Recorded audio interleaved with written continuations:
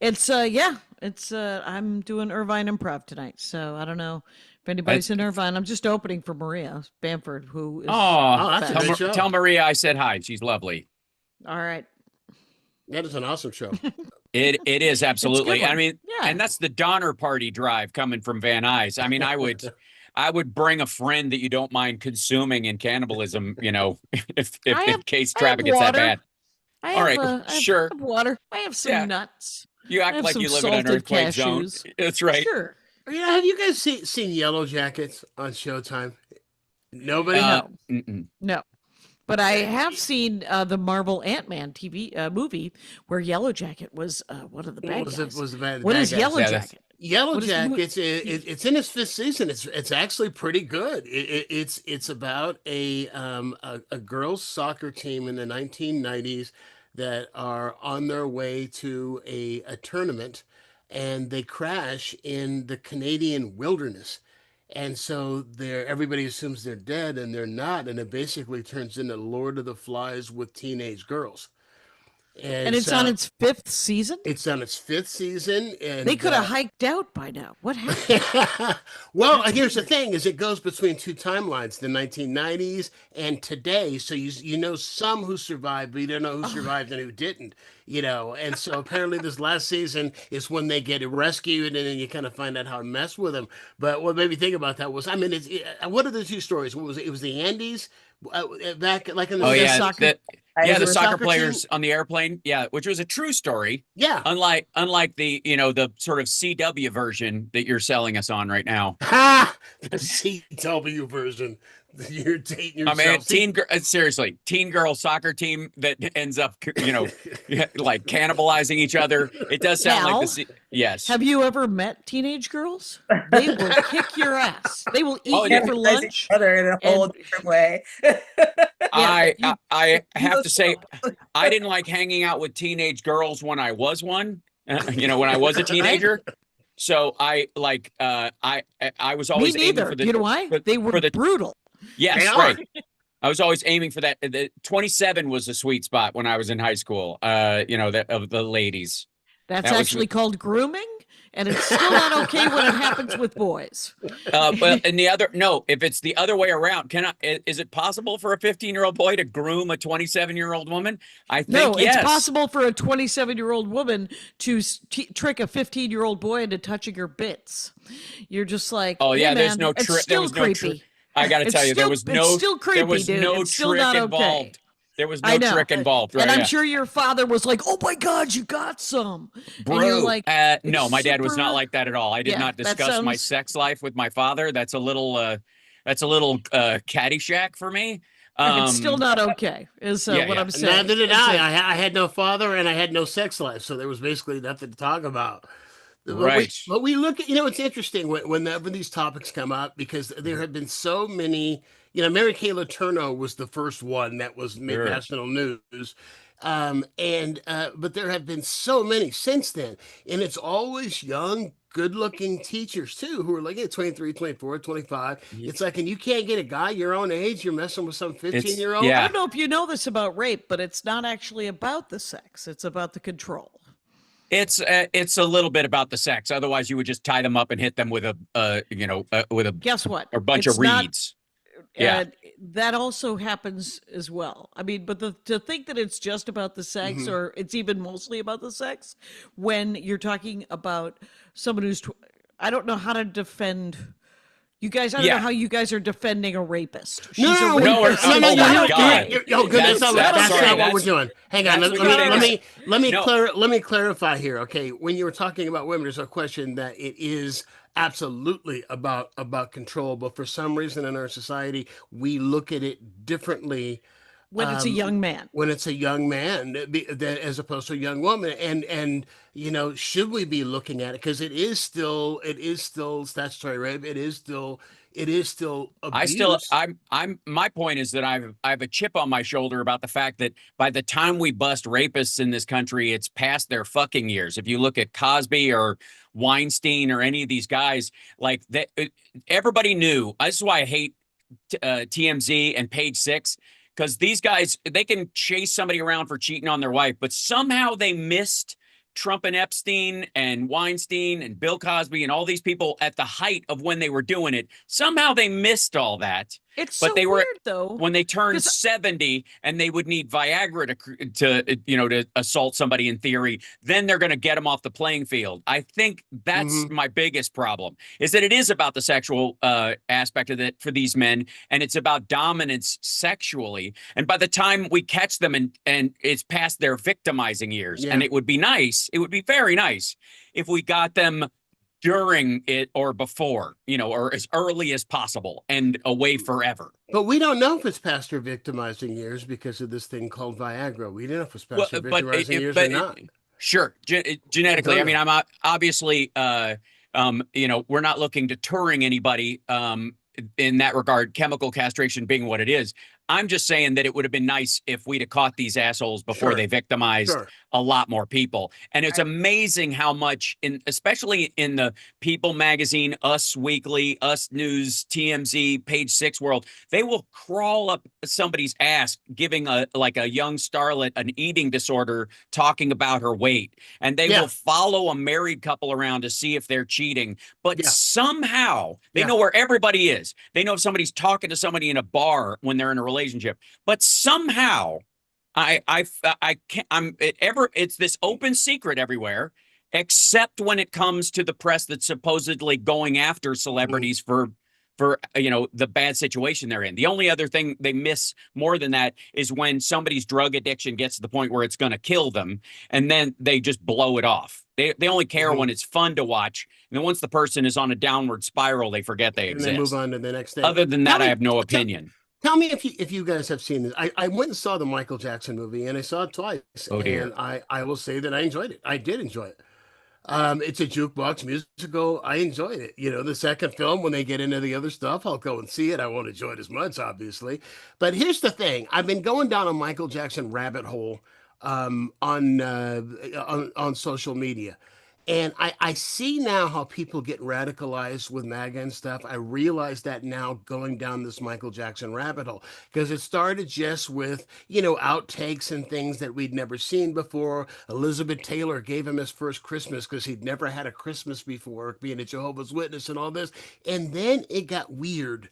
I mean, it got really weird because there were several videos that are claiming that the reason that Michael Jackson had all of these kids around him all the time at Neverland was he was protecting them from Jeffrey Epstein. I swear to God, I'm not making it up. And I've seen more than one thing. Was that in the rabbit hole, or was that in the movie? No, this is going down the rabbit hole. And so once you go down the rabbit hole, it starts, it starts with stuff that's, plausible and real, outtakes where he made a mistake when he was recording and, that kind of stuff. Or made a mistake in a commercial he was doing or something. But then it ends up with the reason, and several of them. And if you see, and if this is the only place where you're getting your information, I can almost see how some of these people get sucked into MAGA or get radicalized, and back in the day into the Taliban or whatnot. If that's the only place that you're getting your information. I like to think that Michael Jackson was protecting those kids from Epstein. I don't know enough about Michael Jackson, but he was there. I lost audio on you guys, so I'm trying to remedy it, by the way, but keep going. There were 20, I mean, it's 40 years ago, right? 40, 50 years ago. And Jeffrey Epstein had this island and all this stuff. And that was when he was a child. Jeffrey Epstein was abusing people up until they put him in jail. Yeah. Right. Up until 2019, when he died, he was still committing those crimes. So it wasn't a long time ago. But didn't it start like a long time ago when Michael Jackson might have been a young man and he could have protected those children? I don't think there's any plausibility. I don't think so. I don't think it was until like the 90s. I don't know enough about Michael Jackson. Feel free none to of ask us, me none who's of us in do. Fleetwood Mac. No. I still don't. I don't know anything about music. It's very sad. I like music. I enjoy it a great deal. Well, go ahead. There's plenty. There's plenty of intrigue to be caught up in Fleetwood Mac. All of it in the realm of normalcy amongst a group that was, knocking boots left and right. So, like that. Do they have a really big mattress? That's what I always think with polygamy. Look, like, it was does it sleep the 11? 70s. It was, I mean, that band should have been called Key Party. That's how they worked in the studio. You don't know what a key party is. Everybody put their keys in a bowl. Bowl of keys. Yep, that's right. I'm 100 years old. I know what that is. Though we never did it. I've never been part. Well, it was a 70s thing. I and I never knew of it. I saw a movie called The Ice Storm like years ago with Tobey Maguire in it that takes place in Marin in the 70s, and that's it. You come in, you put your keys in a fish bowl, and AI is going to bring it back. AI, idle hands are the devil's workshop. People are going to be bored shitless. You watch. If anything brings back the 70s, it's going to be AI. Like, remember joblessness and not being able to drive anywhere? Well, welcome to your AI future. So everybody just walks down the street and has a boot knocking party. Yeah. Well, let's jump into lots to talk about. For those who are watching for the first time, what we do is we give each comic a question that is basically your close-up, one chosen specifically for you. You answer the question. I think you've only introduced me, though. I'm sorry? Did you introduce Hal? Did I? I introduced everybody, didn't I? Yeah, okay. Yes, I did. I don't need an introduction. I'm fine. People know who I am. Don't worry about it. Your name is right here underneath you. Anyhow. I know my legend precedes me. Fear not. But Jackie, thank you for looking out. Good looking out. I appreciate it. You got a little Chiron. That's what that's for. That's all people need. Who the hell is this handsome fella? Clickety clack. Google. All right. All right, so after your question, and we open it up so everybody else can jump in. Okay, so Hal, first, this is for you. Okay, so the White House is going to host a 9-hour prayer festival focused on the Christian roots of America, and it's Hegseth and Rubio and Mike Johnson who are in charge of this and who are going to speak at the event. And it centers on the idea that the founders wanted the U.S. to be explicitly Christian. And the administration is going to spend millions of tax dollars for that were set aside for rededicate 250, the National Jubilee, because this is the 250th anniversary of America on the 4th of July. So the money was earmarked for the birthday celebrations, and this thing is going to include evangelical Protestant ministers and administration speakers, many of whom embrace the message that America's founders wanted this nation to be explicitly Christian. So my question for you, and I'm sure you're going to have plenty to say on this, what would you tell Rubio, Hegseth, and Johnson to counter that assertion that the founders wanted this to be a Christian nation? Well, the first thing I would say, of course, is that if you needed direct proof that Paula White has a copy of the Epstein files, this is it. Secondly, I would tell them that you guys aren't actually here for a prayer breakfast. This is a wake for irony. We are literally, with these three assholes being the exemplary people. Hegseth's wife prays with him at the breakfast table. She talked about this when he was trying to get, through the Senate, and they were together and they had their little interview. And she's like, we pray every morning, for God's grace and direction. Like, yeah, because that's how you police him when he leaves the house, because he gets hammered and starts fondling everybody. So you're kind of religiously policing him because you don't trust him. The irony, I guess, overall, that you've got the porn app guy who's literally got like a shock bracelet, like Hassan Piker's dog on his stepson, or his stepson has it on him. It's hard to tell, or whatever, with Johnson. That if you look at porn or anything that, if you send a text with like, does this produce look ripe? It will, shock either one of their ankles. I don't know how they directly tell, especially if they order eggplant parmesan. Yeah, and let's be honest. I'm not here to yuck anybody's yum. You do you. I mean, I think, these guys would lighten up a lot if they were Democrats, because they could just be true to their own sexuality. And that's another conversation for the other time. But what I would say is that, let's say you want to put the 10 commandments in every school. All you would do is remind everybody of all the ones you're breaking every day. And quite frankly, the most important of the 10 commandments, I believe, is thou shalt not covet. And Trump's entire life is based on coveting. Because, again, it's not thou shalt not envy. It's not thou shalt not want. It's covet. And covet is very specific if you watch Silence of the Lambs. It's not, I want a house or a partner or a dog or a bank account like that person. It means I want theirs.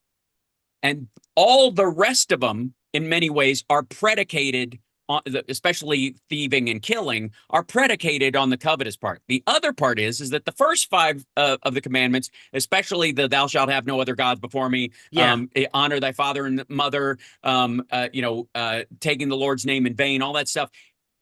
The founding fathers literally made the first 2 amendments a direct refutation of those commandments. You literally have the right to worship any god you want. You can say whatever you want. The freedom of speech includes taking the Lord's name in vain if you choose to. They were specifically reacting to this Old Testament eye for an eye kind of stuff in how they drafted the Constitution, because it was a new covenant, much like the New Testament, which, again, you can tell whether somebody believes something or not based on whether they call it the covenant or the testament, because testament you don't have to abide by, but covenant you're a part of. So there's a big, obviously. Okay, so most of the founding fathers were deists. They believed in a God. Thomas Jefferson famously took all the miracles out of the Bible because he thought they were magic tricks and BS.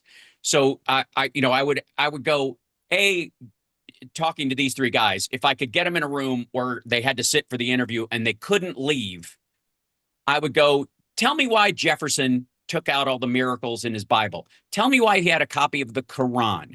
Tell me why he based a lot of the religious ideas on in a direct refutation of the first 2 commandments. He literally drafted the amendments as a refutation, as like, you can have any other God. You can say whatever you want. We're not allowing that kind of religious rule to control us. So if you're saying the country was supposed to be a Christian nation, what they really have to deal with is the kind of country that turns the other cheek, the kind of country that looks after the poor, the kind of country that does not sit in judgment of others. The kind of country whose leader doesn't go after the Pope for saying war is bad.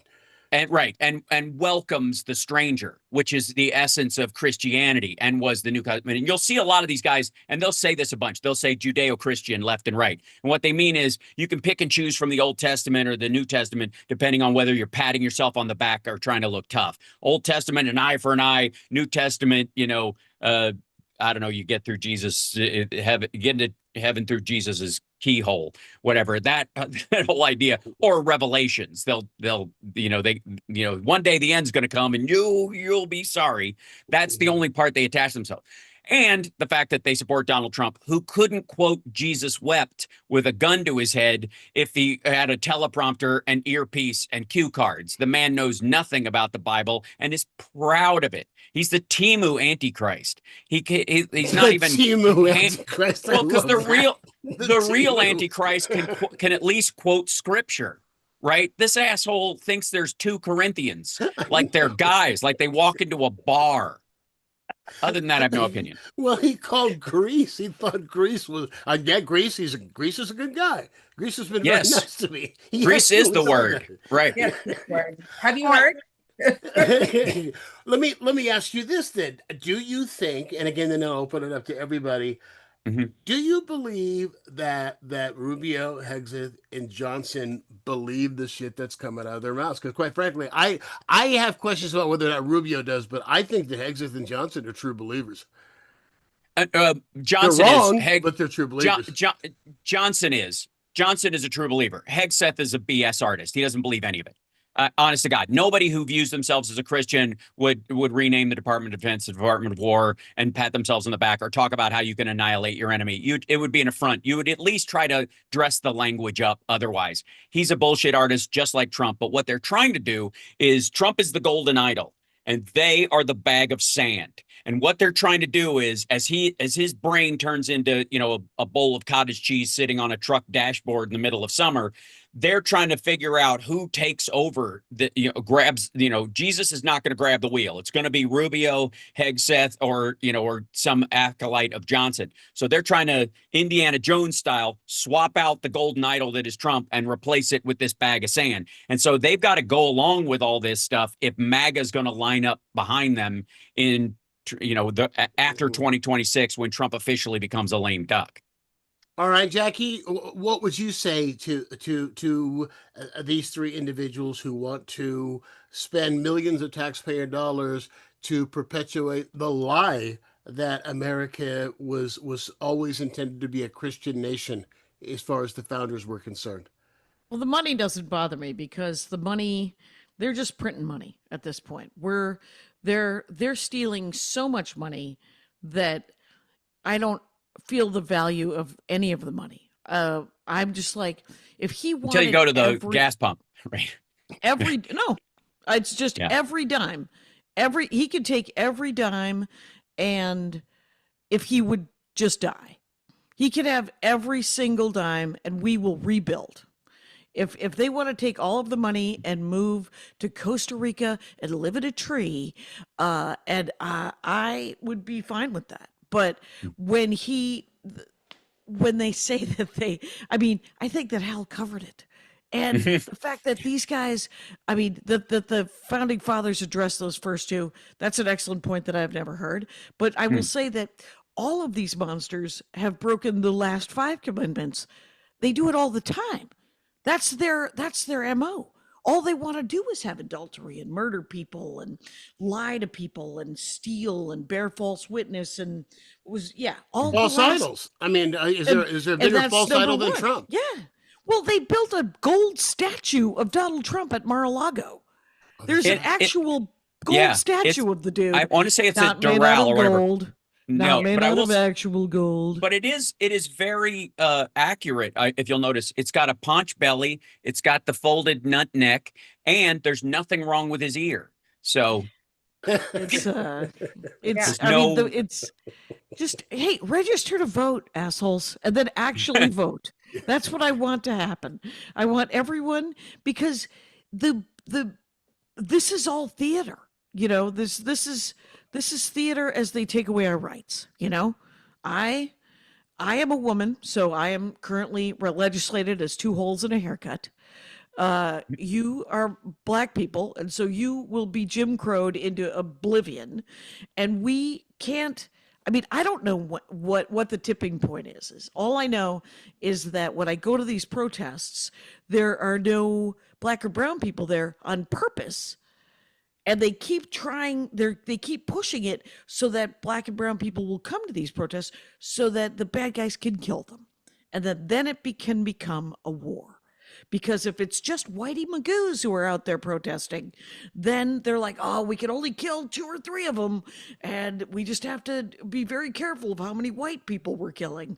But when it becomes a real civil war and they can kill everybody that they've ever wanted, you make a really good point, because I'm thinking of all of the shots that I've seen of the No Kings, of all the No Kings protests and all of the cities across the country, and I never thought about it, but no, I've not seen significant numbers of black people, because then it's a riot. Once black people are involved, then it's officially able to riot. It's no longer a protest. Right, and they can use the power of anti-riot and start murdering people.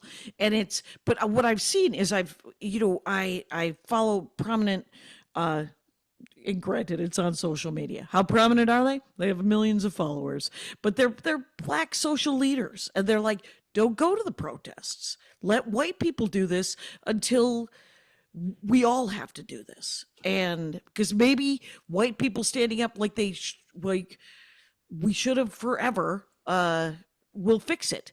Guess what? It's not being fixed. But I don't know.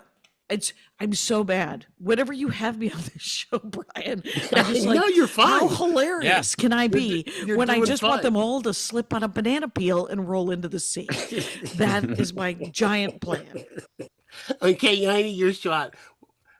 Well, I forgot what we were talking about. We're talking This is a We're Christian nation. This is a Christian nation. Right? Millions of dollars for on the National Mall with Hegseth and Rubio and Johnson and evangelical. $1 billion that they're going to spend on the Jesus Party as they're attempting to cut their future projections are 1 trillion from healthcare to Americans because they need that for the war and their Jesus Party. Right? This is just a huge grift. All their friends are getting the contracts for these events. All their friends are making money. All their friends are kicking back and buying crypto. It's just a big grifty money laundering situation for people who I am surprised do not catch on fire when they walk into a church. Did you see this? That the reflecting pool, again, no bid contract. It's going to cost 10 times what they said, or 13 times. Well, yeah, it's going to cost 10 times what they said, first of all, but it was never authorized. But now here's the story. Here's what's buried is this is Trump's personal pool guy. Yeah. Right. It's Trump's personal pool. It's a no bid contract.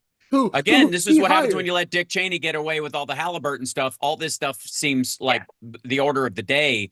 And you're absolutely right that this is Trump is lining his pockets on his way out the door. He doesn't expect any of this to work. And the irony is that they have tricked your rank and file maggots into thinking that they're going to be the elites one day, not that the elites are, this separate group, but that we're the new elites. That's the American lie, though, is that we're all going to be millionaires, and that's why we need to protect millionaires. And Basically, right, it's the old lottery thing, right? It's the old why they don't want high taxes on millionaires, because what if I win the lottery, the government's going to take half of it. P.S. I signed off on having the lottery in my state because it's going to pay for education. Well, where do you think the money from the education part goes to, dummy? Half of what the winnings are. Well, I live in Tennessee. So right. We're sorry. My condolences. Like you guys. So I see it's the grift. It's a trickle down grift, right? Stephen Miller's that whole thing that happened with the redistricting, Stephen Miller was behind that. Of course. Because there's been the news here has been leaking that they've all been going to DC to meet with Stephen Miller to draft legislation for data centers, for private prisons, to redistrict everything, to push Black people and people of color out of here. ICE is all over Nashville right now. And they're going after people who live in a certain part of Nashville in the Antioch area because it has the best views of downtown and it's the next hot real estate area. So they've been, this is all a grift. This is all about following the money. And for me as a Black person, I am not, sorry, my dog loves to shake his tags when I'm on this. He's all. Whenever you say Black person, they go. Yeah, Pablo's like, good boy. Good boy. Good boy. But, people are like, I can't believe they're doing this in Memphis. I can't believe, and I'm like, I can. And it goes back to what you're saying, Jackie. 92% of Black women showed up. Right. Showed at up, the elections, did the work, voted, showed up at the elections. We're tired of showing up. So we have not been showing up, but not enough other people have been showing up. People aren't doing the work. I have friends here who are just like, I'm like, yeah, girl, they're doing this reflecting pool thing. And they're like, grifting here and grifting there. And there's the crypto and all the stuff. And she's like, oh, I just don't pay attention to that because it stresses me out. And there are so many people in this country who are like, la, la, la. And what the dollar's going down? Do you know what I mean? Their dollar's going up. And they're using Jesus to convince these people that this is some sort of holy war. I don't believe Hegseth believes in Jesus at all. But he's got a tat. Pastor said slavery was good, is all about that trad wife, handmaid tale garbage. They don't believe in God. They believe in control and exploiting people in order to enrich themselves because they're and dark, we're back to rape, miserable. Well, there are a couple of things, especially about that particular crowd and their kind of roots in 1930s Germany that they seem to beat their chest about in general. And this kind of Stephen Miller being a strange person to guide this. And he looks he looks like somebody who would have been at the Nuremberg trials. I was going to say, he looks really like, does. I would say he looks like Eichmann. Doesn't he look like Eichmann? Yeah. We're living in everything's a reboot with Trump anyways. There's no original ideas. And if you look at one of the extraordinary things I think about Trump, and people's reaction to him is that it's almost, you know, in some ways it's like a drug. The dose has to get higher for you to get the same high. But he's essentially the same Republican that Ronald Reagan was. Look at what he's actually done. Running on an anti-immigrant turn has been around forever in the Republican Party. It just has. It's just Well, hang on a second. Reagan was not. I've seen clips recently that Reagan was not anti-immigration. Well, no, but comparatively, and he did one of these. You know, his big turn was economic. His big turn was economic, and that's what I'm saying. Trump ran on this anti-immigrant thing, as Reagan did as well with the Republican Party at the time in 80. But by the time he got to the end of it, he was like cutting deals so that farm workers could stay in the United States. That's what amnesty was really about at that point in the 80s. Well, what did Trump just do? He's going to do mass deportations, round everybody up. There's 25 million new people, which, by the way, there aren't. One of the reasons why maggots are upset right now that there aren't mass deportations is because there aren't that many people to deport. There's the same number of people. It's about 11 million undocumented people in the United States. Most of them have jobs. The turnover is about 1 million every 3 years, something like that, because people die, go home, stay for a short time and return. There's not 25 million. So he can't find them to scoop up. So he's got to do it with cruelty and show how mean he's being as opposed to the numbers. He can't give you 100,000, but he can yank a kid with cancer out of his mom's arms. And the Stephen Miller crowd loves that idea. But even still, Trump basically just gave a waiver to the hospitality world and the farmers saying, you guys can do it on the honor system. Just whoever you want to bring in illegally and is going to work on your farm, we'll trust you to watch it. That's no different than the amnesty under Reagan. That's it's right. Just dumber. And the tax break that he gave to millionaires and billionaires and all stuff, that was sitting on Mitch McConnell's desk since 2004. He didn't draft it. They None just of these are people getting it done. drafted this stuff. This is Right. This is Project 2025 that has been there, and the Heritage Foundation, which has been there for 60 years. But Yeah, the but, Heritage but whatever Foundation it is, with Reagan, like they were all about drafting legislation for Reagan. So Mm-hmm. Let me so let we me been just sitting have to there. fight it all. let me We all let me just have touch to this fight in. it. We were talking about African Americans and how this administration has been. And I was watching Rachel Maddow on Monday night, and she kind of laid it out, and I really hadn't thought of it in terms of the cumulative effect of what it is they've done. She called it, says that the Trump administration flat out has a war on black people in this country. And when you look at what they've done, you know, as I said, you look at it cumulatively. We started with the war on diversity, equity, and inclusion, and it's not. He started with the federal government. Now he has gone to private business and is attacking private business and threatening any kind of government aid or grant or anything that they would get at all if they show any kind of diversity whatsoever. You've had African American members of the Joint Chiefs, as well as any high-ranking African American officials anywhere in the federal government, fired without reason, without cause. The Civil Rights Division of the Justice Department has been gutted, except for those who look into civil rights violations against white people. And then of course the Specifically, most recent, rich white people with an orange tint. specifically, Because I got news for you. West Virginia coal miners and all the people through Appalachia and all the white trash they drag to the polls and then dismiss, they're getting screwed just as well. They just think they're on the winning side. They've just been lied to enough to where they buy it. But he doesn't care about those folks. They're getting eaten alive. And I'll tell you But what's the- but interesting. the- You mentioned that because I know somebody from West Virginia who has told me exactly that. And all of the racist stereotypes and ignorant stereotypes you have about West Virginia are true.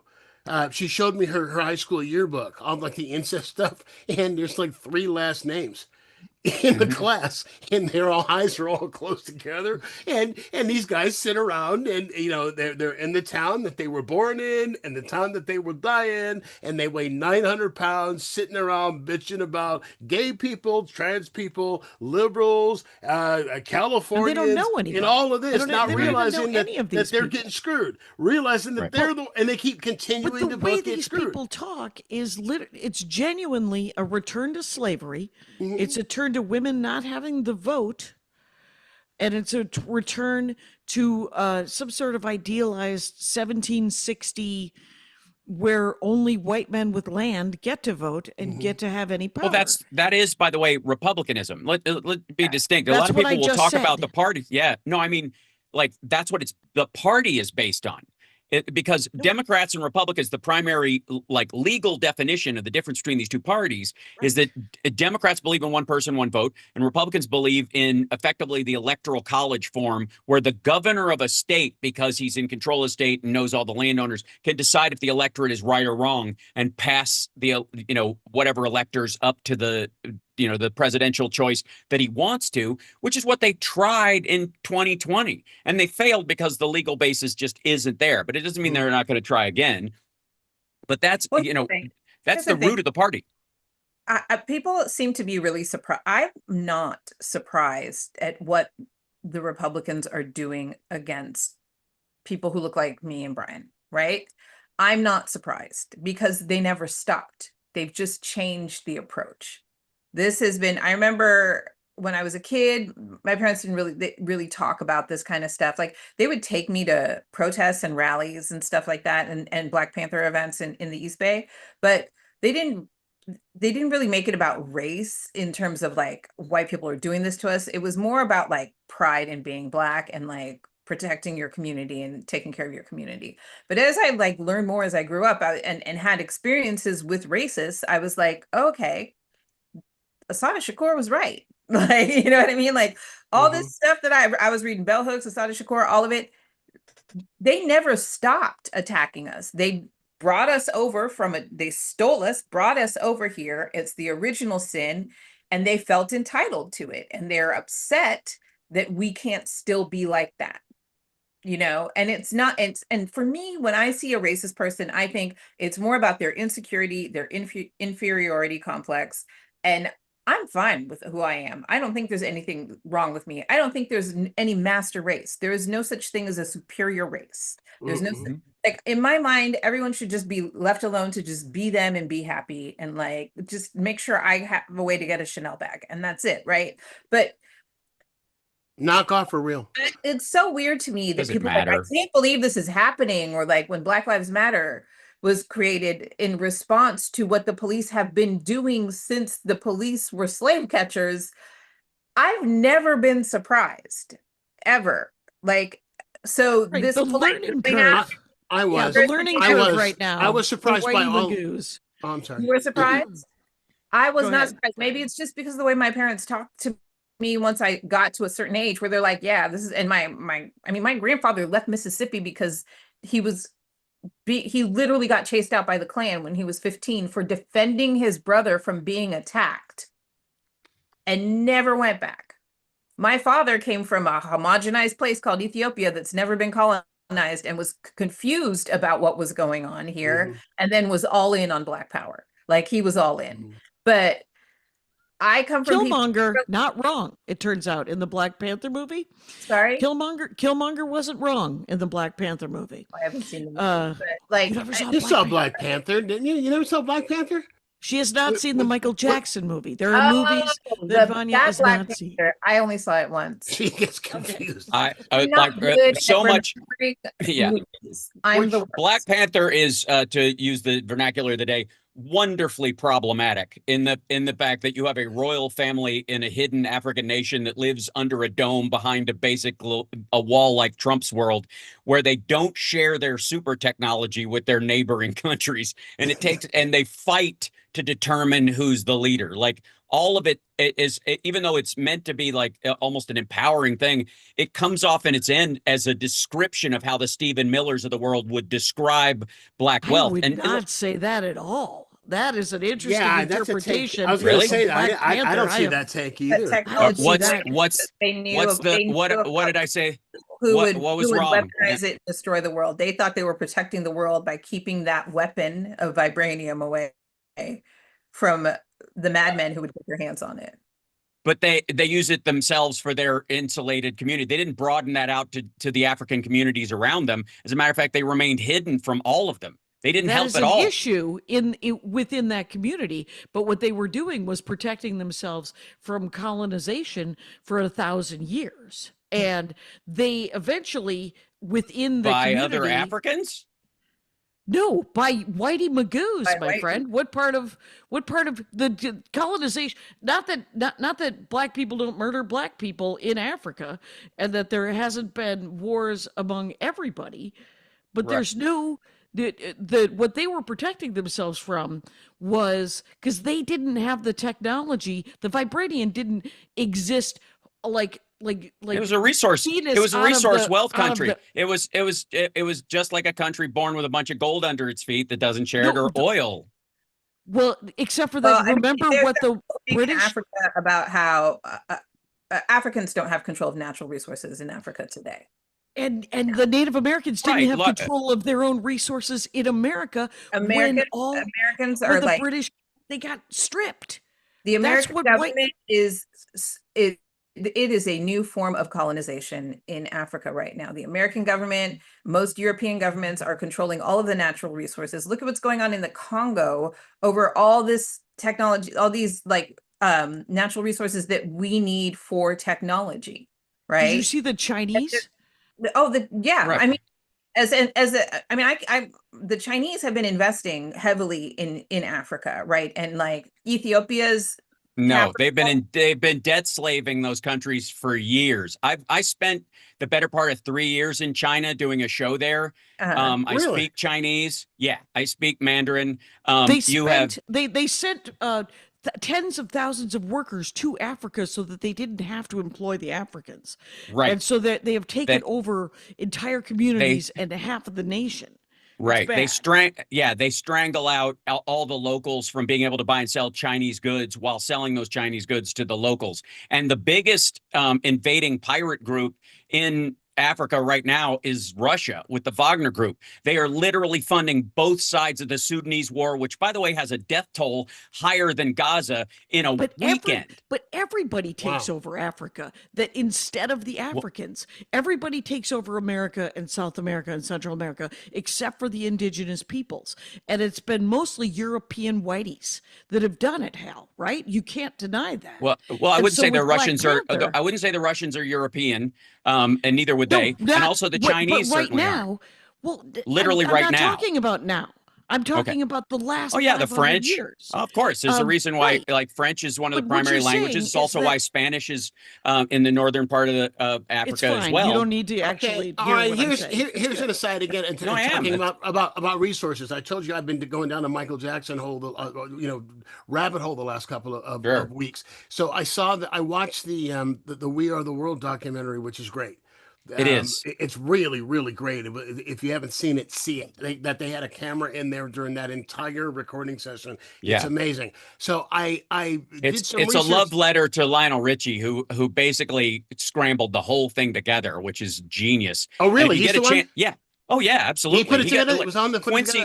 Quincy called him and said, "I need this song kind of right away," and he just genius dreamt it up effectively in an evening. He came up with the chorus, he was humming to himself, and then built the entire structure on it. The dude is amazing. He just did a residency in Vegas, and my girl and I went and saw him or whatever, and he tells stories in between them as well and stuff. So if you get a chance to see him, it's amazing. But I like opened that for dude is a him his first- machine. He and Quincy are both they're amazing. His first concert when he came back after, remember he was like on top of the world and then had some domestic issues that were very public and went away for a couple of years. And his first concert back was at the Paramount Theater in Oakland, and I got to open for him when he first came back. But anyway, here's the point of all this. I went and I was curious about how much money did that record make? Because we all bought that record, even though the song really wasn't that great. Come on. I beg your pardon. Come on. But it passed the goosebump quotient, period. And that's all you need. Like whether it's well constructed or not, it'll give you goosebumps because the melody is perfect and the words mean something. And when you hear Willie that's Nelson a good song. and Dionne Warwick and so forth, you'll together. Yes. But $80 million is that right? Is it 80 million or is it more than that? That was collected, and you know that a large chunk of that money never made it to people in Africa because the warlords took it, and because That's what Ray Manzarek and told because corrupt governments took it, and that while some people got fed. And it did help some people. Other places, like there was one place that was a food distribution center that where food was purchased with We Are the World money, and what the warring tribal nations did was use it basically as bait. So that when Mhm. people came to get food, they would then come in and kidnap and rape and force, 15-year-olds into their army, into their fight.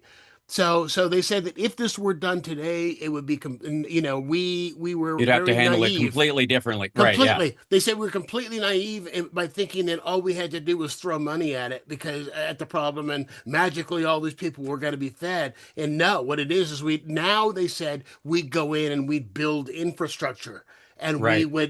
that's what we do with it. But I was amazed at how much a large amount of that money, those people never saw it. Those Mhm. people, they went to warlords and corrupt government officials and went for munitions and for all other kinds of things. So that was that was a wake up call, even when you try to do something well intentioned like that. Mhm. Because when we saw the Yeah. pictures of the bloated babies with flies on their heads, And well, you want to do these things. I think it kind of applies to like how Democrats, I believe, need to beat their chest about the things we've accomplished, like SNAP and Medicare, Medicaid, Social Security, more often and louder, because Trump will beat his chest about the ballroom that's twice the size and still under budget and all this nonsense. He has no problem bragging about that. But Democrats have, by and large, always talk like public education funding, all the stuff that they've done, the child tax credit, all these things. They never beat their chest about it because not everybody's been served yet. So it seems kind of arrogant or dismissive of the people that haven't been helped yet. The problem with that, though, is that if you don't remind everybody where it came from, the people who don't want it to exist at all, the Mike Lees of the world who wants to get rid of Social Security and tells that to his donors in a private meeting, or the Stephen Millers of the world who want to undo all the advances in racial justice that we had, how limited they were, or for women's rights and the like, and abortion access and those kind of things. They'll start peeling it back because they're under the impression that Democrats won't fight for it anyways. The voters, and I'm not talking about the people in office, I mean, the voters will stand down because they don't know what they're proud of. This whole you can't just run against Trump. You got to run for something. We got plenty to run for and on, but it seems braggadocious. And that's not a problem the right has. They don't even have to be telling the truth. No. And most times they're not. Most times they're not telling the truth. You guys, Ignatz Muskrat 3000 just put in the comments a reminder that the Black Panther comic is written by two white guys, Stan and Jack. So Jack Kirby and Stan Lee. Initially, yes. FF Fantastic Four number 48. But it was no, because I got one. But the arc that the movie was written on was Ryan Coogler. Mm-hmm. Yeah. From here. Who's from here in the Bay Area? Ta-Nehisi. Wait. Coates. Ta-Nehisi. Oh, Ta-Nehisi Coates wrote the Black Panther that a lot of the movies have been based on. And, yeah, he did a graphic novel that he wrote. No, well, individuals that were turned into a graphic novel. I collect comic books. Oh, is that what it was? Yeah, well, so do I. Yeah. Oh, we got to get together. I don't. Yeah. I'm that kind of a geek. Who's the best? Have you guys ever read Kyle Baker's Red, White, and Black? Red, White, and Truth? It's about the Black Captain America? The Black Captain the Black Captain America. Kyle Baker wrote and drew it. And Kyle Baker's an amazing artist. He was doing animation now. He hasn't written, but he wrote an amazing that got turned into, I think it was Special Forces is what it was called. It was about a guy with Down syndrome who got recruited to go into the Iraq War in the early 2000s. It was based on a real story out of Seattle where the recruitment was down, and so some recruiter recruited a special needs guy who was not legally able to sign away his life, but it was a speculation on what that would have turned out like in the Iraq War. And Kyle Baker's and he also wrote an amazing Plastic Man. But the Black Captain America one is about where the super soldier serum was tested, like Tuskegee. On blacks without their knowledge. Yeah, right. In fact, that's what it was based on. Was based on the Tuskegee experiment where they tested it. So that before they put it in white blonde Steve Rogers, they gave it to a bunch of black men, and I guess they went. A couple of them went crazy. And only Isaiah lived. Yeah. So, but anyway, so we're going down the comic rabbit hole there. And See, that's Yeah, you can't not. Yeah. So That's so let's it's Yayne's question. I'm going to go to Yayne's Okay. question. Yeah. And I'm assuming I think you and I are close in age that you're old enough to remember the bicentennial, aren't you, or are you? In 1976. Are you old enough to remember the I bicentennial? was 6 years old in 1976. Okay, I was 12, so there's 6 years between us. And I remember that the bicentennial in 1976 was you couldn't get away from it. It was a huge year-long celebration. I remember CBS every night had a bicentennial minute where they had one of their stars, like B. Arthur, or somebody come and tell a Christmas attic story, about something that had gone on. And the final one on the 31st of the year was President Ford did it. There were parades, and I remember we had to have a bicentennial booklet was our that we had to create in sixth grade. That was our project for the year. I remember that there were kids around here who painted fire hydrants in red, white, and blue. And in fact, there's a whole thing because they still exist, and there's a question as to whether or not they're tacky and need to go away. All right, so here we've got And that's true of everything from the 70s. Also, did Ford fall down 76 steps? Was that his big... he may very well, him knowing him would have been 77.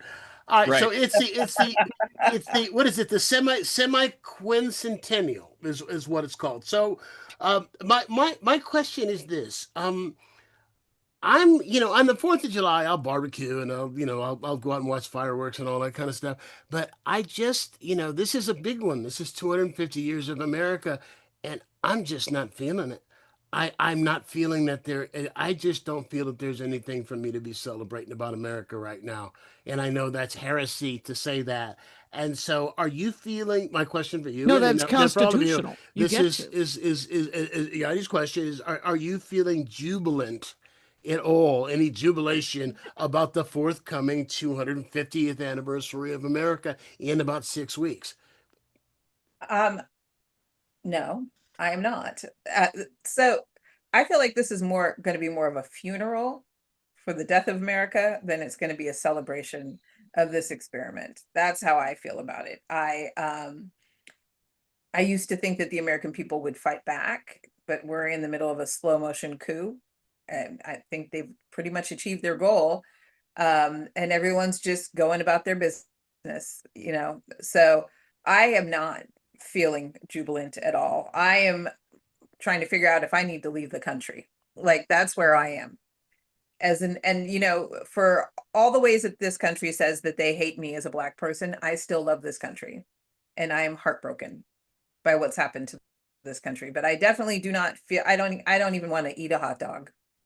I don't even want Wait, Seriously, like a that's hot how I dog? feel. That's I'm gonna exactly wear- how I feel. I'm going to wear black on the 4th of July because what are they doing? They're having a UFC fight. I love UFC. I can't watch it. Really?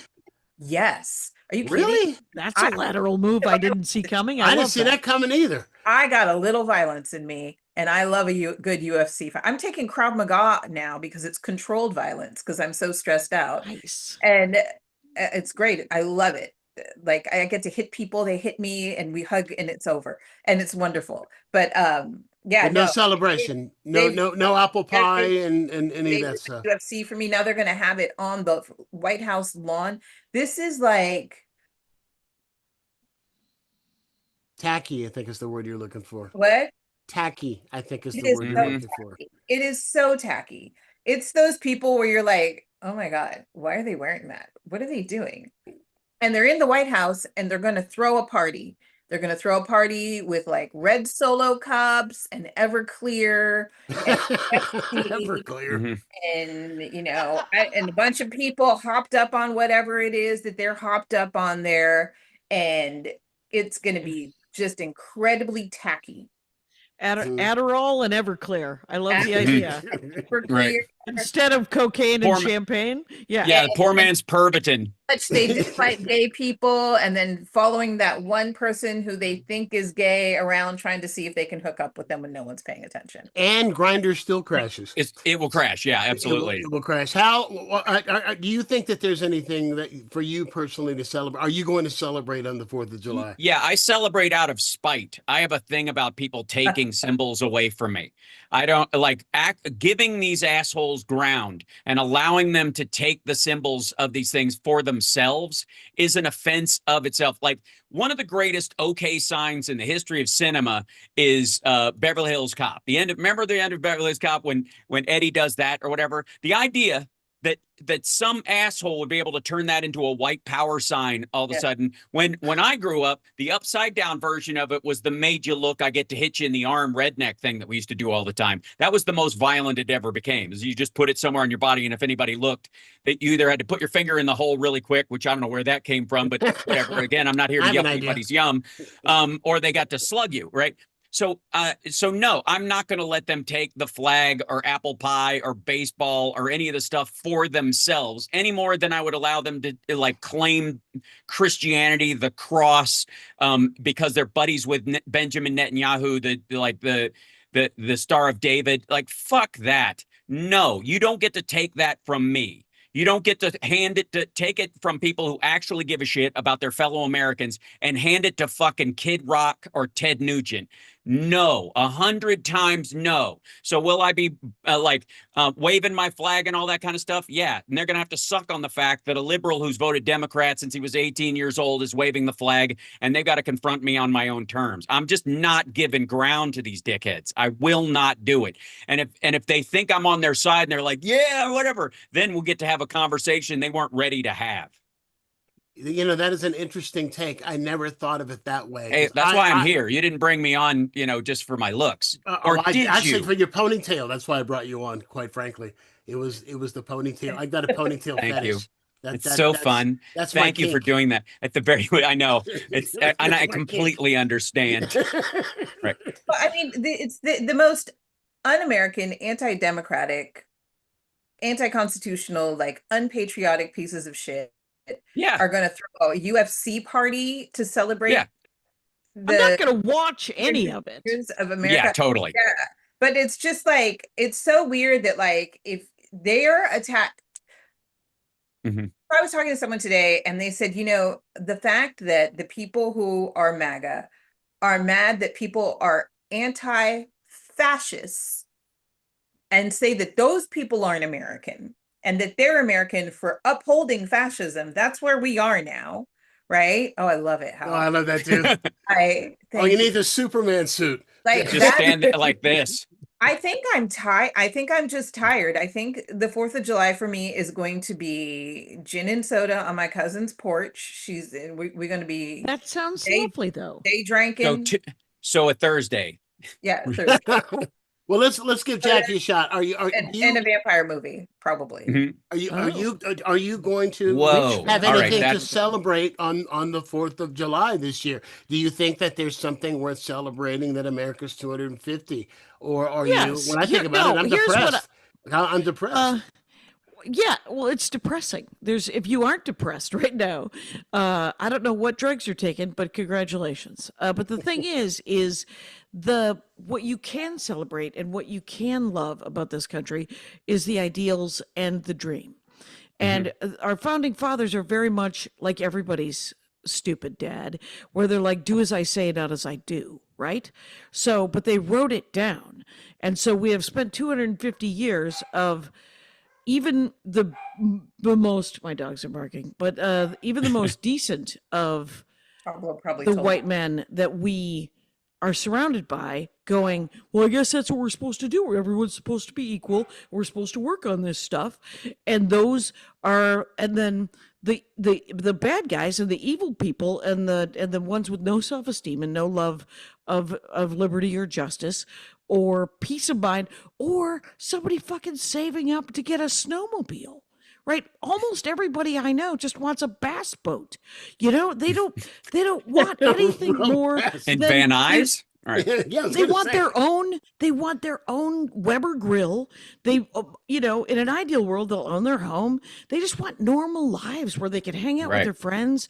And that's I genuinely believe that 90% of the people do this. And people get tricked into hating people, and people get But there are definitely people who just want you to hate people. But the Constitution, the Declaration of Independence, can be celebrated, can be revered as a wonderful idea that we have to continue to work towards. And if that involves me eating a hot dog and a hamburger and grilling out and hanging out with people I love, I'm not going to watch the stupid parade of asshats. I wouldn't watch that guy talk out loud if I would have to be, someone would have to be holding me down to listen to Donald Trump talk. There's not a Taco Knob Job has got nothing that he will ever say that I ever want to hear. I haven't watched a politician do a speech since Bill Clinton, because I read all the speeches. And when I say read, sometimes I skim. I'm not going to lie to you. But the thing is it's easier to see the lies. It's easier to see what they're really saying. And so I didn't listen to Obama's speeches. I read them and I loved a great part of them because the guy's a civil servant. That's what I want. I want people who go into public service because they have an ego that says, I bet you I can fix a lot of this nonsense and make it better for everybody, because those are the best civil servants I know. See, there's only one thing you said that I take issue with, and that's when you said that the Constitution was a good idea, and I would say that the Constitution was 3/5 of a good idea. That part. As far as Hence I'm, the as reason- okay. as far as So- I'm concerned. Okay. when they just reminded me revealed- that Sorry. the UFC fight is actually going to be on Flag Day, which is Mango Moose's birthday. So I stand corrected. couple, yeah. I blocked that day out. Yeah. so Well, starter, so we're going to have to burn that. this to the It's ground. my cousin Lorenzo's birthday. It's my friend son's Weston's birthday. But Hal was going to As jump I- up with something. Yeah, yeah. Just like this nation's I'm obviously birthday, I'm so- obviously talking as the odd person out here in that my dad wasn't a piece of shit who who didn't live by his word. He was a good man, and he taught me good values and taught me to treat people well. And I'm raising my son to be the same way.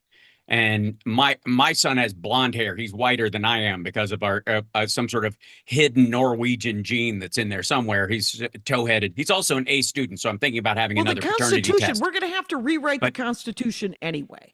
Well, the It's- three fifth. the Okay, thing is so let's without talk about the three. without the let's- amendments, and it's not. And the thing is when this country Wait, you want to get rid of the is burned- 14th Amendment? Why? I want to Defend get yourself. rid. Sorry. I want to get rid of the entire country. I think that the country needs to be rebuilt, and I think that we need a new constitution that says that slavery isn't okay at any level. Whenever anybody talks to me about how great this country is, I was like, "Do you know that in Northern California we have a private prison system that has been there the whole time enslaving people, and the Constitution says it's okay to enslave people if they've committed a crime." And I No, don't want that okay. in any Real quick, constitution ever. I'll- And, Okay, I'm just going to push back on a couple of things, and you can. I'd love to hear your take on it. Number one being do is them that one at a time. Okay, prison labor is a way of taking time off your sentence. It is not mandatory, and it is not required for you to. You can earn extra money, and the idea is that people will choose. We've gotten rid of hard labor, like I want to say We have almost not. 100 years ago. And we have Yeah. private prisons at this time are selling labor. The commissary that you have Right, to, but that's a you have to job that buy people and can do- or can't take. You don't actually have to do that, right? You're still provided, and these are again, you can have your opinion about whether criminals in a supermax deserve to be there or not. Again, I think I don't think Hang on, people deserve to. hang on, Jackie. Let him finish, Yeah. and then go So, one at a that's time. And then you the take primary That's your the thing. first time you've said that. Well, no, we we- should stop talking and let somebody else finish. Interesting. Well, You'll yeah, get a there- shot. You'll get a shot. Oh, I want yeah. everybody. So I just want the everyone to primary hear. I'm thing saying is, that though- Yanye keeps talking, and nobody has ever said, "Why don't you let her finish?" Well, I and Hal are both talking over her. Is what I'm saying. She's just not as okay. obnoxious as I am. So I see. I apologize if I talked over you, and I didn't realize I was doing that. If I did, don't we'll plug apologize back to the her. tape. Apologize to me because I'm the only one who's mad about it. I see. Sorry. So I'm herding cats. Sorry. well, yeah, exactly. It's all right. So, we outlawed forced hard labor in this country a long time ago for that very reason. It is not constitutionally created. You can say that there's a secondary monetary system that they have to live up to. If you want stuff from the commissary, you have to get a job in there, but that's also how you buy time off your sentence. And the argument from victims would often be, so somebody can get a job working a call center in a prison, and they can take 2 years off when they invaded my home and beat my wife near to death and all that kind of stuff. That's another conversation for another time. Why not now? But what do you mean? Well, no. I mean, we'll start with that one. You're right. Let's start one at a time. So let me answer the fact that forced prison labor, and you say that it's not forced, but why wouldn't somebody be willing to work for pennies on the dollar to try and get a couple of years of their life back? You say the that pennies this on the is a dollar part choice. is their home. Choice, wait, man. Their money. They get food, housing, and health care, which is not something that the average American gets while they're in prison. This is because it's our responsibility as a society. We decided Have you seen the death rate in privatized prisons recently? Compared It to is great. It is compared to impoverished people when they were not privatized. When they were government-run prisons, people lived longer. Now that they are all privatized, people are dying at a greater rate. The food is rancid. The water is not potable, and the labor is a choice that is not the. Think about, you have been given 35 years because you had marijuana. No. And 3 strikes rule. Not anymore. No. Yeah. Well, not Cincinnati. I'm in Tennessee, where you will get hard time for marijuana. It's totally illegal. It's state to state. Yeah. Sure, but we're talking about Northern California specifically, particular. But I don't know that. But the thing is how about Dilley concentration camp? You want to talk about that in Texas? Where when you buy $20 at the commissary for the children that are incarcerated there, the children of immigrants that are incarcerated there without due process, so they are not, it's just kidnapping and concentration camp. And when you put $20 on their commissary thing so they can get potable water or a toothbrush, which is not issued, you are not issued a toothbrush at the Dilley prisoner and concentration camp in Dilley, Texas. They take $7 processing fee. What? So your child gets $13. So if you put in $100, you get $93. If you put in $1,000, you get $993. But there's a $7 processing fee for everyone every time you add any money to the commissary fund. So what I'm saying. Okay, so what's your point? What's the point? Is that and that it's race based. Yeah, the immigrant one, absolutely. They're not putting Canadians in there, except that, detainee centers have not been given due process. They have not been charged with a crime. They have not been found guilty of a crime. They are just being detained. And in those private prison detainee centers run by Geo Group and Core Civic, they are being forced to work.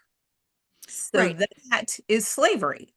That is slavery. And if you want to say that they're getting anything close to a fair, I mean, you fight in California, they fight wildfires, they do kitchen work, they do popular food franchises. I'm reading an article. They produce billions of dollars of value for public and private sectors, and they're paid between 13 and 52 cents an hour. And supposedly they get time off of their stay, but I am not their incarceration, but I am not actually finding that. I am only finding the rate that they're being paid, not anything about them getting time off of their serve. And actually, I'm curious about that in terms of if is it not considered good behavior if you do opt not to work? Is that considered not to work? Yeah, if you if you do have a choice that if you work, you do get time off your sentence for working. If you decide I decline, I'm not going to go out there for Joe Arpaio and break rocks. I'm not going to do that. Does that mean therefore that you don't get good time? No, the idea is that in a parole hearing, you're trying to integrate yourself back into society, especially people who fight fires, so that they can get out earlier, shave sometimes 10 years off their sentence, and therefore because they're committing to the community. They're the kind of person who would, put their life in danger to put out a fire and those kind of stuff. You'll get more consideration than the idea of stamping license plates is the primary thing. But ultimately, you what don't you have should to. It know. cannot be held against you if you don't work. You just have to do your time. And if the parole board thinks that you deserve to go home because you're a model prisoner because you sit and read and don't bother anybody, it's equal to that. You have a better argument if you are showing yourself as wanting to have a job or something to do afterwards, and you're trying to better yourself. In the same of this. Yeah. So I just want to tell you Origin of what? the 13th Amendment of the Constitution abolished slavery, right? So, but it also created an exception. It legalized slavery as a punishment for crime, and the exception. Right, but is that was in the overturned. 13th The Right. southern states, it was.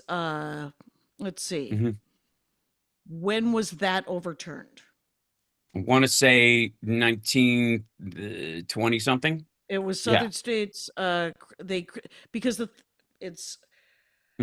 I wish. Well, I mean, they- the argument, if you want to talk about slavery, I mean, I am I'm 2 generations, 3 generations removed from a great granddaddy who was a sharecropper in Jim Crow Birmingham, and being a sharecropper was the same as being a slave. Right, because it's all company store. Yeah. The sharecroppers, whether they were white or black, but mostly black. And the whole. Anyway, I have been learning a lot, you guys. Nobody needs to. Let me tell you about something I just learned. Right. Whitey Magoo. Well, Oh my God, you guys, I'm a middle-aged white lady. I learned something. Jesus. Yeah, So, it looks like slavery as a punishment is still in the Constitution. It was not overturned. There you go. Well, the idea, let's see. Forced child labor, that you're talking about like 1865 and the 13th Amendment when they allowed the Anti-Peonage Act of 1867 it was what 13th actually Amendment, overturned it. The and then they Anti-Peonage were- Act further prohibited holding anyone in service to labor to pay off a debt, eliminating another form of coerced labor. So you couldn't work off your labor later. So that under the Supreme Court, that was the one that was seen in 1867 and afterwards, that you couldn't give people forced labor. Now, Texas and other states continued to do it for a long time, and that was well into the 1900s. It is, if they have committed a crime and they are already incarcerated, they can be forced to work. Do we That's have what debtor's that means. prison? Does debtor's prison It's a exist roundabout in any? version. I was going to say in any way, shape, or form in America today. No. No. Not really. Mm-mm. Okay, We well, don't, that's and again, progress. partly it's because they don't have the space. It's called homelessness. Yeah, Right. or not having access to credit or a bank account. Yeah.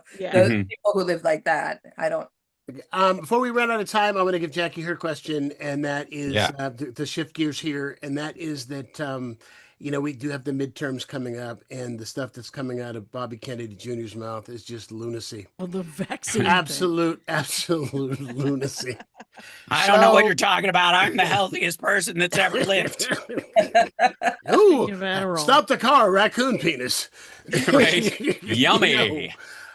So what they've got him doing is the plan is that for between now and the midterms, when he goes on the stump for the administration, he's not to talk about vaccines. He's going to talk about the FDA. Not that he's doing great work over at the FDA either, but he's going to talk about some of the other things and stay away from talking vaccines, while quietly behind the scenes, he is making some very, very dangerous decisions about vaccines and in terms of whether or not we continue to develop new variations and upgrades on the COVID-19 vaccine. With the MMR vaccine, I mean, all the researchers have been fired on top of that. So the question I have for you is, do you think, and I think I know the answer based on what you said earlier, do you think people are going to be engaged enough to know what's going on? Just because he's not talking about vaccines doesn't mean he's now forgotten about them. I think the question was, do I think that people are smart enough to still get vaccines and still take advantage of science? Well, that- no, actually what I'm thinking is the fact that they think that if Kennedy's not talking vaccines, that, if he's running around talking about, spouting his anti-vaxxer crap, that hurts them in the midterms. But if instead he's talking about the FDA and other things, while he's still, undermining vaccines privately, do you think the fact that he's not discussing them means that people are going to, look at this hand instead of look at what that hand's doing? Oh, I think the people that are voting in the midterms, and please fucking vote. I don't think it's going to affect the maggots. The maggots are going to vote for the maggots. They're not going to think about vaccines or anything like that. And all the trad wives who are not vaccinating their kids, those kids are dying. And that'll clear that up. And it's like post-COVID when you had this big spike. You're not wrong. They had this big spike of of maggot deaths because they just wouldn't get the vaccine or whatever, and they couldn't cascade on herd immunity like they did with measles and other stuff. More people are wearing masks since that new virus came out. So I am happy about that. It means that there is some sanity at sort of ground level, but I don't know. I think that, how I saw a video the other day that said it was in front of the gas pumps and it said, "Thanks a lot, Biden, for the gas prices." And I was like, I wonder if that's going to work. That sticker's been there that sticker's been there since 2021. It was a guy. It was a guy in front of the 650 a gallon thing. Right. It was a video on TikTok or Reels gotcha. or some fucking. Well, let me ask you this on the vaccine on the same sort of on the same topic. I remember back in the 90s there was a very famous case of these. I believe they were Christian scientists who had a kid who got sick with something that was very easily curable. If they'd just taken the kid to the doctor would have given him a shot, and the kid would have been fine. But instead, they chose to pray over the kid, and the kid died and didn't have to die. So the parents were charged with involuntary manslaughter, and if I'm not mistaken, they were convicted. So my question is, if your kid dies because you didn't give him a measles vaccine, or dies because you didn't give him a COVID vaccine that was available, or some kind of vaccine that would have saved the kid's life because of your political views, do you think that you should be held responsible for that child's death? Because personally, I do. That happened in Texas. Right. It did happen. Of the measles, the parents were anti-vaxxers, and they still don't have a problem. Don't think they should have gotten their child vaccinated. And they were charged with manslaughter. To God took our child. That's their mindset. Okay, somehow I missed this case. So what happened? Were they convicted? No, there was no charges. They were never charged. I thought they were charged. Last year, the parents in Texas? Yeah, no, I'm wrong. Okay. I mean, I could be wrong. I don't listen, and I'm just going to interrupt for a second to say that, like, Hal, you're getting all the love in the comments. It's me. No, Ryan, Hal, I think it's just my background. I think they just like my my Celtic God of Polymath shirt. They're straight up just like, Hal, hi. I love you. So we got all the sparklers. He's the only one who's famous. They're pretty psyched about his body of work. Yes, and I stand by it. Obviously, queers folk. I think I've planted a flag early and with some fortitude. And Lab Rats fans. Well played. Thank you. And Lab Rats being, I think, as mixed race families go on television, we kind of nailed it. So, we had 3 white kids and 1 black kid, but the 3 white kids were half human. So, they were robots, basically. So what are you going to do? They were mutants mixed with robotics. Yeah. Not charged. 2 kids died in 2025. 2 unvaccinated children died of measles in West Texas. The first death was in February of 2025, and the second death was in April of 2025. A 6-year-old girl, an 8-year-old boy. The parents were not charged.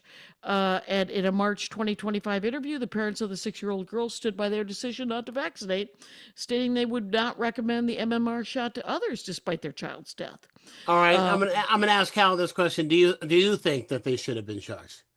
Yes, but I also think there is a penalty. You get to watch your child die. I don't know what the hell like these people are like, or if they have any emotions left in their They heads, or if don't. they're just BSing themselves out of this. I don't know how you could, as a father myself. Like I You're can't just going to have understand more kids.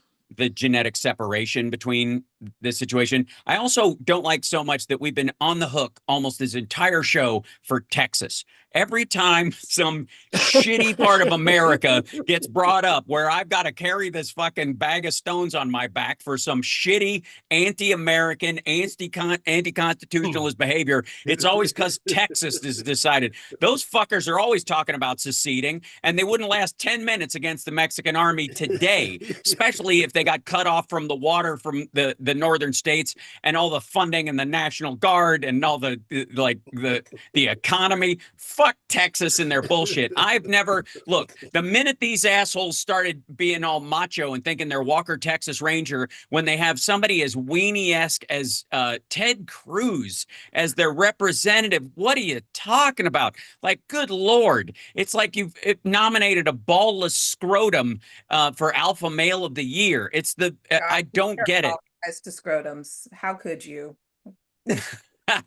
Well, yeah, the empty sack part of it. As a person who has one, I feel like I have the right to criticize, varying degrees of scrotums. And again, I'm not going to try and iron mine flat anytime soon. I think everyone's unique, and has its own crinkles, and we should support. Hal is not here to yuck your yums, you guys. That's right. Absolutely. I have a rule against that. I don't believe in guilty pleasures, because nothing I do for pleasure should make you or anybody else feel guilty, least of all me. I don't listen to Rat with your ears. So he's got a ponytail. Now we've been That's talking. right. See, we've been talking maggots. Just like Jesus on a hot day. Jesus on a hot day. We've been talking maggots the whole show, but here's the thing to keep in mind, and that is Trump has an approval rating right now, overall approval of 33%, which tells me that a lot of MAGA has deserted the fold. Mm-hmm. That a lot, so that they are seeing. Well, once it affects them. Once gas prices went up, I mean that's the thing that really kind of pisses me off, is that we've seen who this guy is for 10 years. We saw him make none fun, of it's a surprise. They like that guy. That's the thing. They like that guy. Anymore. They just don't want to. They just don't want to fill their tanks for. It's $80. super weird. Like so on my show on Hal Sparks Mega Worldwide, weekdays 3:00 Pacific. I cover all these people, and I have for a long time. I started out with the Trump rallies, but now I do. I break down live. I don't prep. I don't just nut pick from these things. I do the whole clip. Whatever they put out, whether it's Tucker Carlson or the Daily Wire or Candace Owens or any of this crowd, and I break down what they're saying. Really? Yeah. That's your show? You watch these shitwits talk out loud, and then you rip them apart, which I appreciate. Yes. And I also point out exactly how they're lying and where. Man. Yeah. And part of what I have seen a distinct shift from July of last year, specifically around the Epstein memo coming out, where you can track the downward trend in his followers leaving him from that. And there have been a couple of real dips, like the first Iran bombing, and now this second one, the Charlie Kirk assassination, which set them off like crazy. You can track it. They're running for the hills. And the weird thing about these folks is it's not like they're going to vote Democrat, and they're not going to go find another Republican. They're so cult-like. They're just going to recede into the background where they were before. They were always with us. They were always this, the racist at the lunch counter who's sitting there grumbling to himself. But they found a collective group in Trumpdom, in MAGA, and now they all feel disenfranchised by it. And whether they vote this fall or not is the big question for them, and it doesn't seem like they're leaning that way. Fucking Nick Fuentes is telling people to vote Democrat to punish the Republicans. Think about, and he means it. He's not just being a troll. Who shot Charlie Kirk? Well, yeah, that's of course it was one of Alex Jones's guys who shot at Trump in Butler. So this is not our problem. This is their problem. All right, let me ask you this. Increasingly bad. Let me ask you this question then. Okay. All right. Alex Jones, Tucker Carlson, Megyn Kelly, Candace Owens, Nick Fuentes, and I know there are others that I'm forgetting, who have now turned, and in some cases, such as Tucker Carlson, have apologized for supporting Trump and for deceiving you into voting for Trump. Now, do you believe that this is true? That they have had some kind of a true awakening, or do you think that this is sheer opportunism because they see that this ship is going down? That's a Yeah. really good question. You got one, Yana? I think it's opportunism. I think that they're all about the grift, and if the grift is floating away from Trump, if and more people are hating, and they see the polls and they see that he's going down in the polls, they're gonna pivot. I don't think Mhm. just the language that Tucker Carlson has used in the past about other human beings leads me to believe that he could care less about what's going on in Gaza. Right. That he could Yeah. care less about Trump threatening an entire civilization, and he's not even bringing up what's going on in Lebanon. So I don't Tucker Carlson was care. born rich and has never worked a day in his life. And he got richer when he got on Fox News, and he is coasting. Every complaint he has about the United States is done from the warm side of a bay window. Yeah. Fuck him. But I will say that of that group, you'll notice it's age diverse and racially diverse. Fuentes Yeah. himself doesn't exactly have a Carlson-esque last name, and that gets pointed out quite often. The one thing that they all seem to be bonding over is hatred of the Jews, which is, a strange bedfellows thing on the maggot side. But ultimately, I think they're all, this is the one thing that's broken from Trump that I've really seen from them, which is their personal identity to the general maggotry out there, the Freedom Caucasians and the fucking, leftover QAnon and Tea Partiers that are out there. Their sense of identity themselves, beyond what their affinity or love for Donald Trump or espousing his value, it has been called into question by the Epstein files and the Iran war and the prices going up and the lack of affordability in housing. Fuentes' biggest gripe seems to be how it's hard for people of his age to buy a house. You're like, motherfucker, Harris had a plan for 3 million houses in her first term. That was the whole purpose. Like she would, so I've got, like, I have very little sympathy, as I imagine the rest of the panel has, for their complaints in this order. But they are moving away, I think, in a genuine sense, out of ego. They're being called out by their own audiences, their own followers, who are feeling this and are going, they still believe it's some utopian ideal that Trump will come to his senses. Tucker Carlson has said that Netanyahu whispered in his ear and made him go to war in Iran, as if Trump didn't make the decision himself. He called it, it's his problem. I don't give a shit who whispers in your ear. You are responsible for what you do. Ray Epps didn't whisper in a maggot's ear and cause 3,000 of these dickheads to build a gallows, and in the case of Ashley Babbitt, bring a knife into the place with the intent of stabbing Democrats and Republicans who weren't pure enough in the chest. That's what she had in her bag.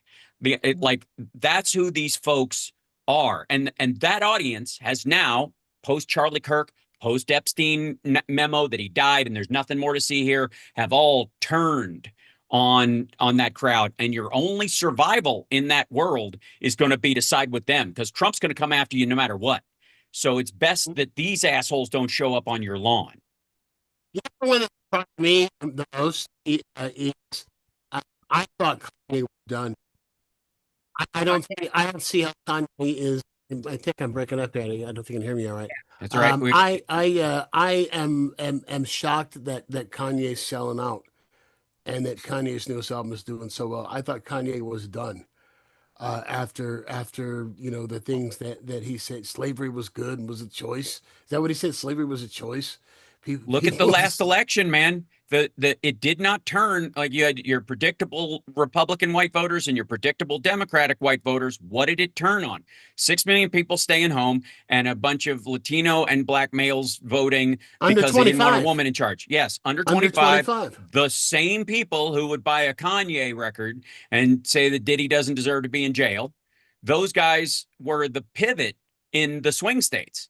There's enough of those guys in those states that made a huge difference. It wasn't the entire difference by any stretch. I think the people who sat it out have more guilt on their conscience than the people who switch sides because of volume. And I think that's where we should vote shame people. The people who voted for Biden, voted for Obama, who sat down for Harris because of their own racism or their own sexism or the combination of the two.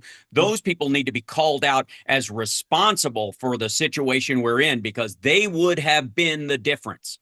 The Yeah. people who sat it out.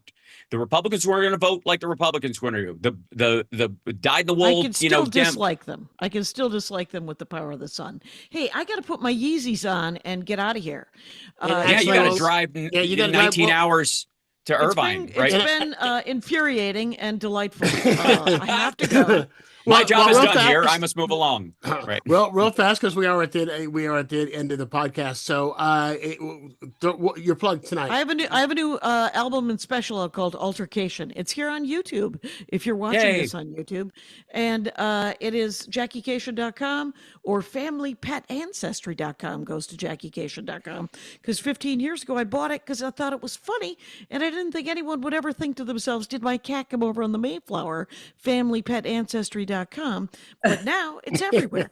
Is my dog eligible to join the dogs of the American Revolution? FamilyPetAncestry.com sends you to JackieKashian.com. Thanks a lot, you guys. Take All right, care of each Jackie, other. thank you. Be Always smart, a pleasure to see be you. Thanks, angry, Jackie. Drive safe. Be brave. Have fun. Okay, bye.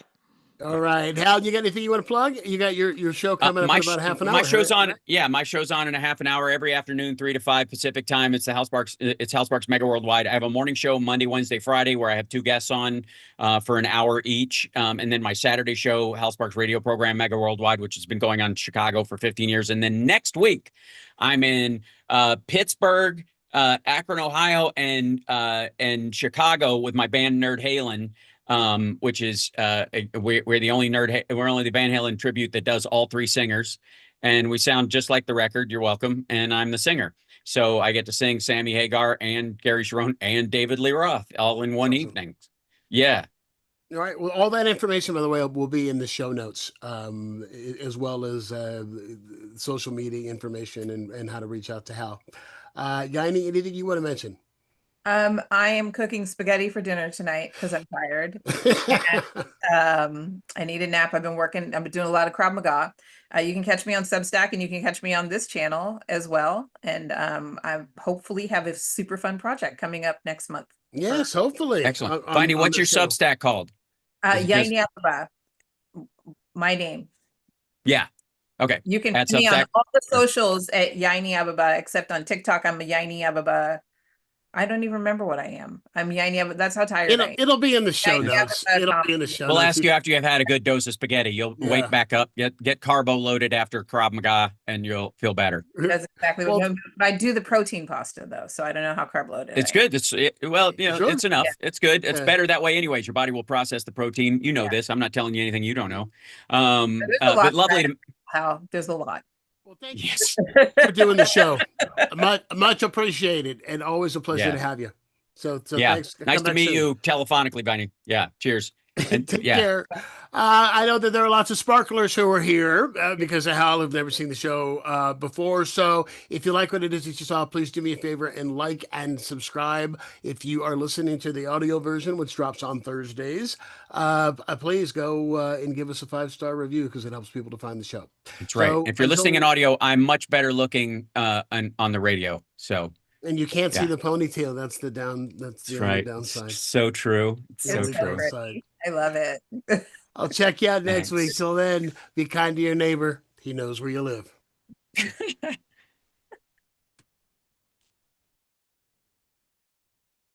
Excellent.